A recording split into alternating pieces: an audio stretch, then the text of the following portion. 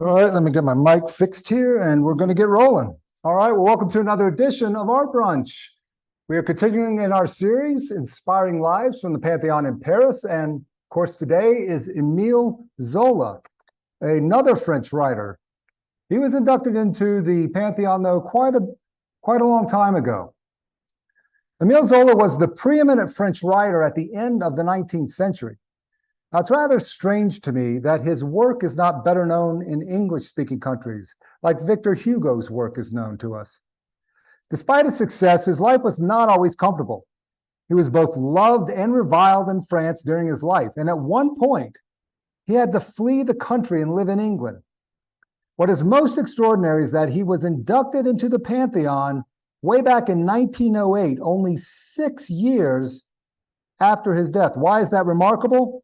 Well, that short of span, to me, is amazing, considering the events in the years just before his death, which we're going to look at.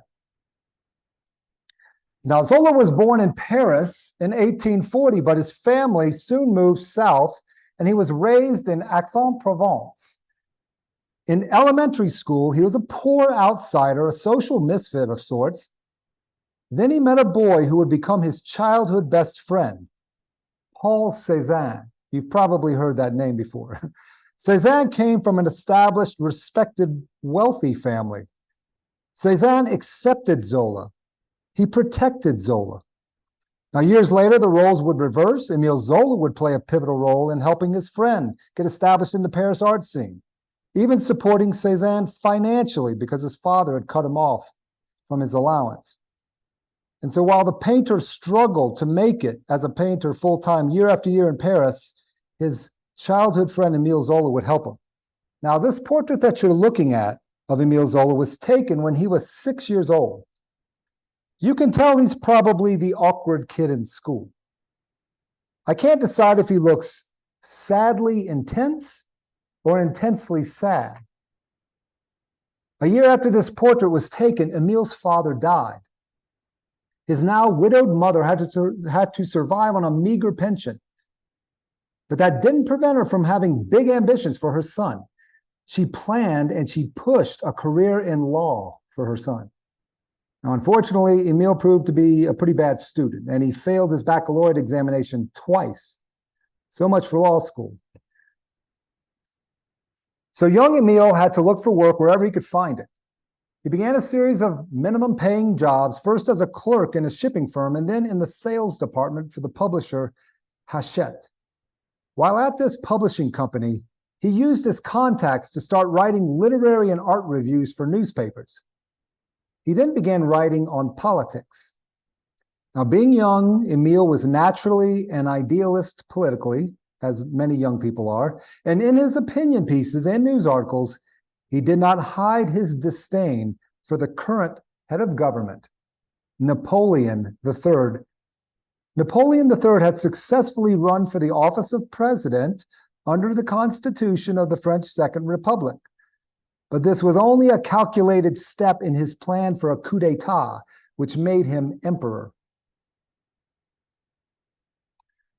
While still functioning as a journalist and working for a publisher and just able to maintain a meager existence himself, Emile began writing poetry and then stories. He was able to get several stories published in the 1860s, enough so that he felt confident in quitting journalism. In 1865, Emile published an autobiographical work, La Confession de Claude, the Confessions of Claude. Now, this book brought some scandalous notoriety to Emile, including negative attention from the police, mainly because of its controversial moral content. The story follows the sordid romance between a young man and a prostitute who has just been evicted from her apartment. Well, the book was banned in Great Britain and the United States. Emile's publisher fired him over the novel. Not the one who published the book, but the one he was working for. But of course, for an artist, there's no such thing as bad publicity. From this point on, Emile Zola was a full-time writer. He's in his mid-20s now, so that's quite a feat. And of course, Being a writer in Paris means you have to get in with the bohemian crowd and hobnob with other artists. Emile soon found himself in the company of some pretty impressive young painters. In the 1860s and 70s, Zola was palling around with, of course, his childhood friend Cézanne, but also with Edouard Manet and the Impressionists Claude Monet, Edgar Degas, Pierre-Auguste Renoir. I know you've heard of those names. Emile used his position at the newspaper to publish favorable articles about the new young artist's work when few were doing so. So during this period, Emile was sitting with these artists in the cafes, visiting them in their studios on a weekly basis. There, these trailblazers in art would discuss their ideas about the proper direction of art, its role in Parisian culture, and how writing and the fine arts could inspire one another. Emile has great ambitions now, and he plans out a long series of novels centering around two branches of a single family. One, the Rougon, of a more respectable and privileged background, and the other branch, the Macquart, a more disreputable clan with a sordid history. These novels would become a set of 20 collectively known as Les Rougon-Macquart. The stories collectively are set in France's Second Empire, which was 1852 to 1870.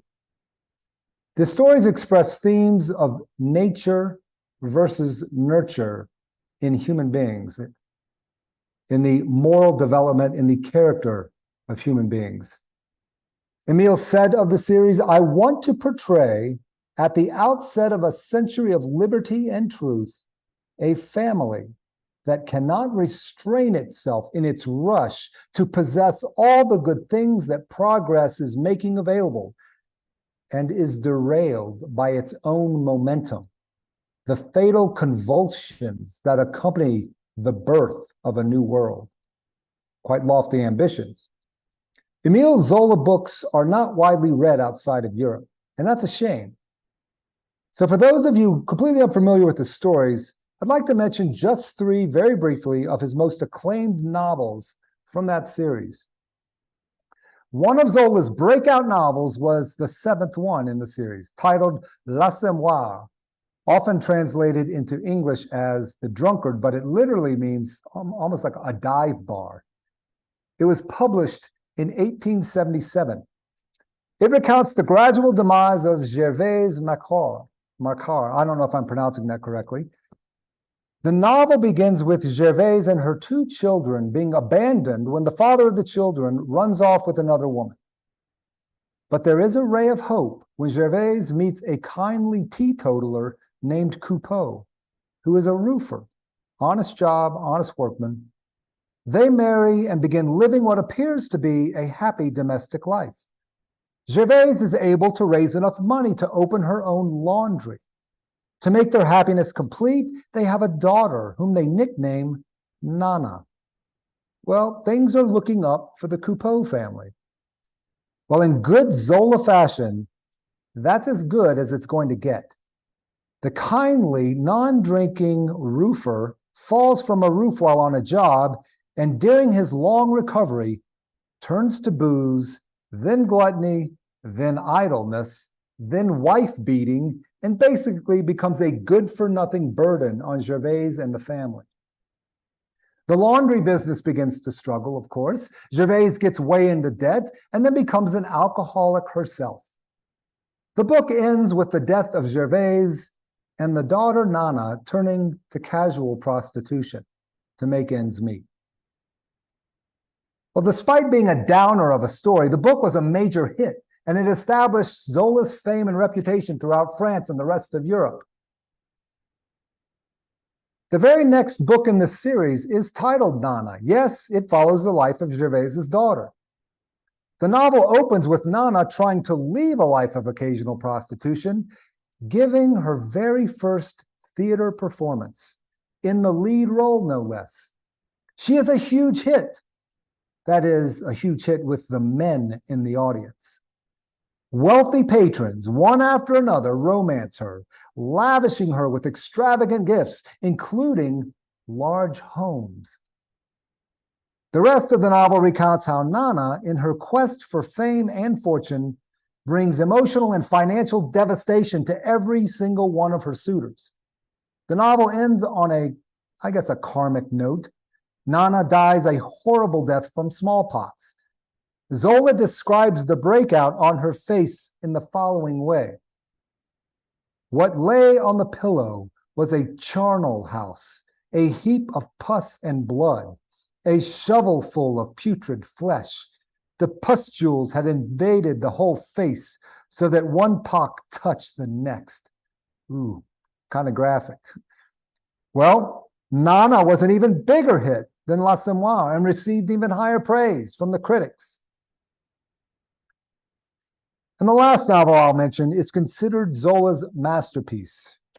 Germinar is the 13th book in the series and was published in 1885. It depicts a coal miners' strike in northern France in the 1860s. It is also brutally realistic. Emile Zola wouldn't have it any other way. The story follows the life of a young, hardworking idealist, Etienne Lontier, a character who appears in L'Assommoir, who, after being fired from his railroad job, finds work in the mines. Lontier becomes a respected member among the miners, and when they go on strike, he is selected as the leader of the strike. But over the course of the strike, the miners and their families are reduced to abject poverty. Lontier ends up being trapped in a mine shaft with Catherine, the woman he's in love with, and Catherine's abusive lover. Lontier kills Catherine's lover down in the mine. Then Catherine and Lontier consummate their relationship before she ends up dying in his arms. Very dramatic. Lontier is eventually rescued, but fired from his job. I guess leading a strike isn't very good for job security. Now, we all know that tragic stories are always a hit with the critics, and so it was with Emile Zola. Here he is at the height of his fame. Now, he still looks rather sad, doesn't he? But Emile had become very well off and was able to offer a comfortable life for his wife. Here are the couple after around 25 years of somewhat happy marriage. Alexandrine proved to be a great support and partner to Emile throughout his career. But Emile also offered a comfortable life for his other de facto wife. What, you might say? Well, here's how this, for all intents and purposes, let's call it what it was, bigamous situation evolved. In 1870, Emile married his longtime mistress, Eleanor Alexandrine Mellet. We'll call her Alexandrine. Unfortunately, they were unsuccessful in their attempts to have children. In 1888, Alexandrine hired Jean Rosereau, a 21-year-old seamstress, to help with domestic chores. Probably not a wise decision on Madame Zola's part, because Emile fell immediately in love with Jean, 27 years his junior, and had 2 children by her. Denise, a year after their relationship began, and Jacques, 2 years later. Now, of course, Alexandrine finds out about this and was ready to file for divorce. But somehow, Emile was able to persuade his wife and his mistress that it was in everyone's best interest that they made this unconventional family work. Now, I wouldn't say it was always domestic bliss, but Alexandrine came to fully accept the children, even helped to raise them. And somehow they indeed made this work. And from what I gather in the biographies, Emile was a devoted father to his children, and he was able to balance the attention he gave to his legal wife and to his mistress. He split his day into 2 halves, the first half with Jean and the children, and the evenings with Alexandrine. Now, in this portrait, I think we see as close to a smile as Zola was capable. Considering the expression he wears in his other portraits, I'd say he's full of fatherly pride in this photo. So life was pretty good for Emile Zola and his unconventional family. But towards the end of the 19th century, Emile put it all on the line for the sake of his principles. I don't know how many of you are familiar with the Dreyfus affair. Maybe you're like me, who for the longest time only knew it had something to do with anti-Semitism in the French military, and that was it. Well, let me offer a brief introduction. Alfred Dreyfus was a Jewish military officer in the French army. This in itself is rather remarkable, considering that France in the 19th century and into the beginning of the 20th century was highly anti-Semitic. I'm not sure how Alfred Dreyfus's Jewish background was overlooked, but it was, at least until he became an officer.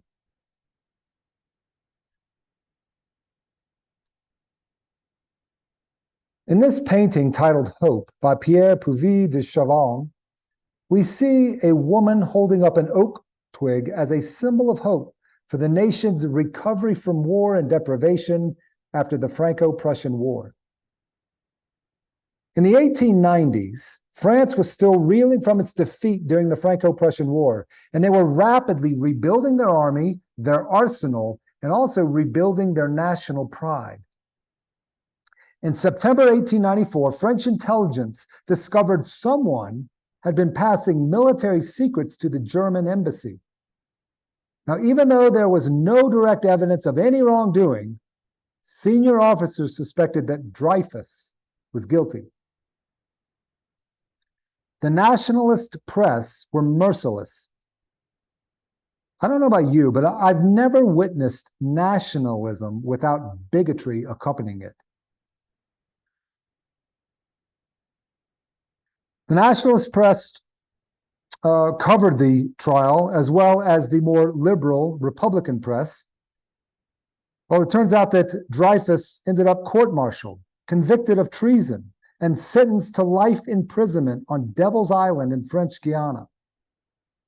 Now take a moment and look at this illustration from the trial, from the court-martial.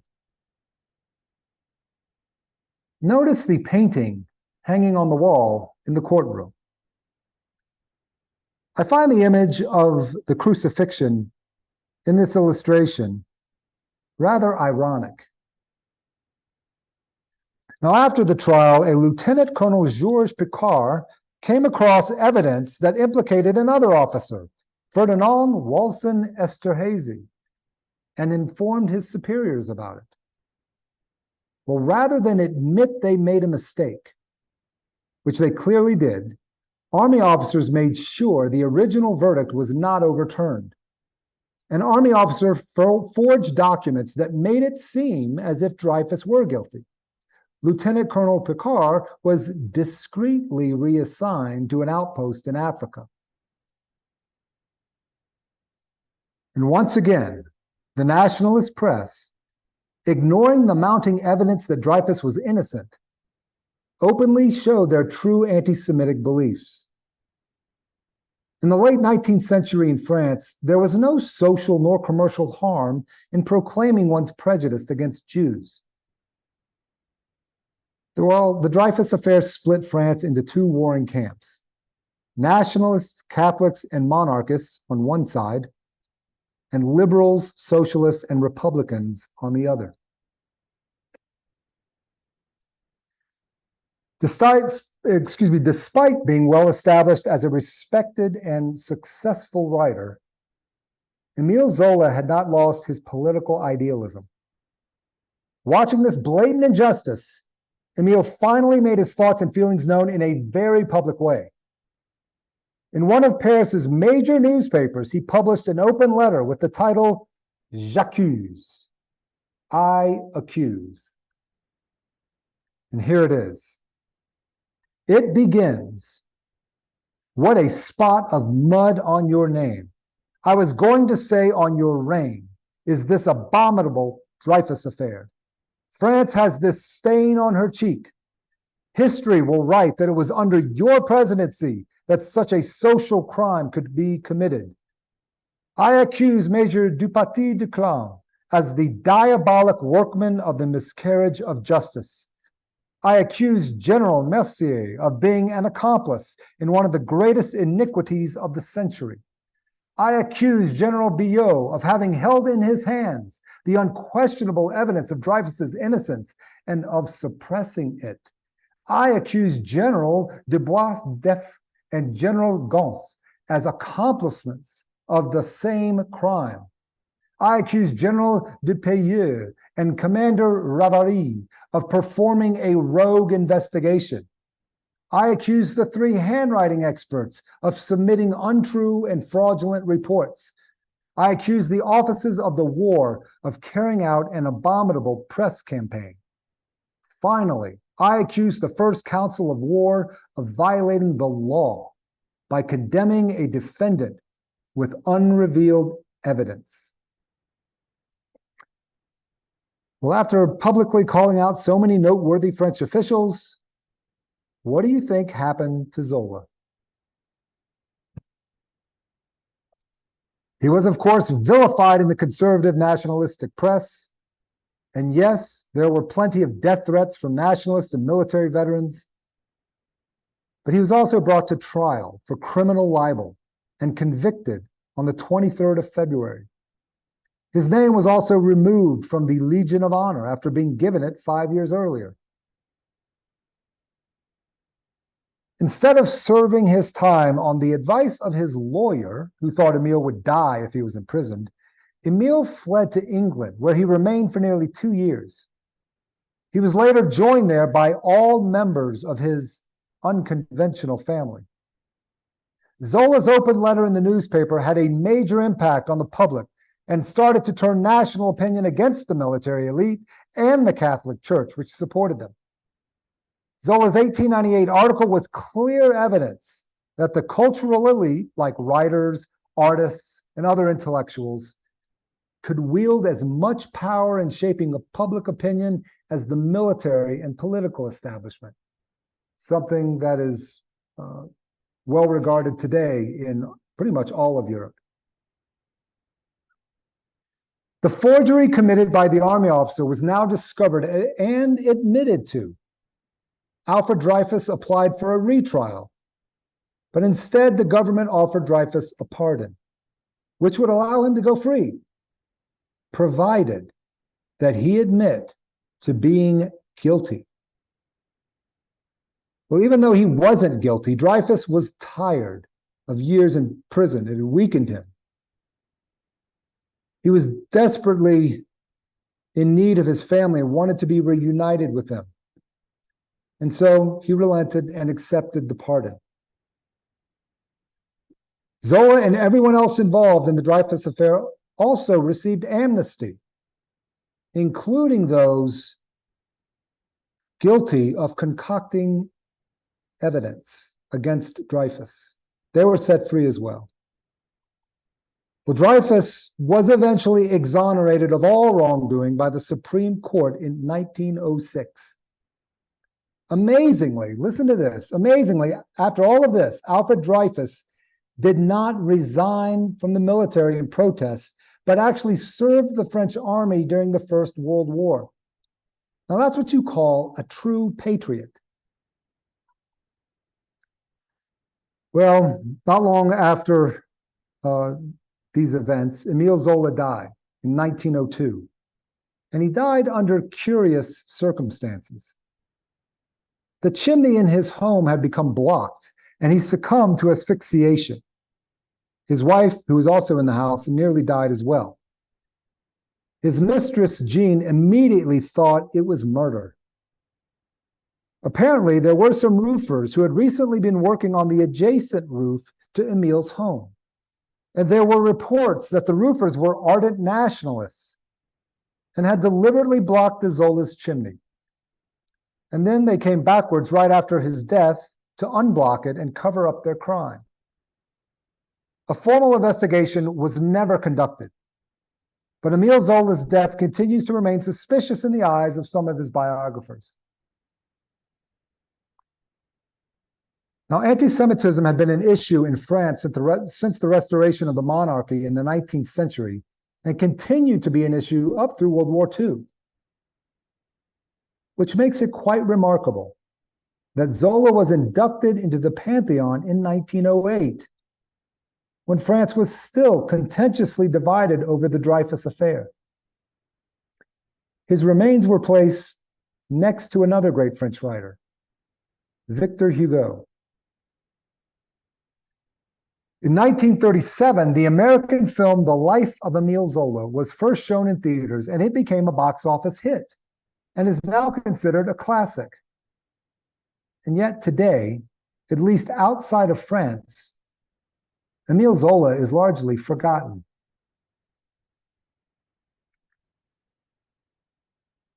In his book, The Disappearance of Emile Zola, Love, Literature, and the Dreyfus Case, author Michael Rosen records these words spoken by Emile during his exile. "Ah, how this crisis has done me good. How it's made me forget the self-glorifying vanity to which I, like many others, become attached, and how it's opened up my life, along with problems and profundities that I didn't ever expect. I want to devote all my efforts to the liberation of man. I wish that we could all put ourselves up for the test that our group of humanity might come out of this being braver and more fraternal."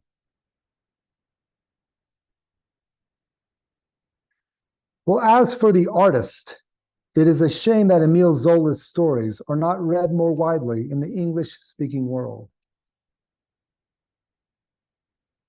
But what is an even greater shame is that his courage to take a public stand for his convictions is not better known and celebrated throughout the world either. I hope France will never forget his courage. I hope the rest of us won't forget it either. Thank you again, everyone, for your presence. And now I'm going to thank you ahead of time for your participation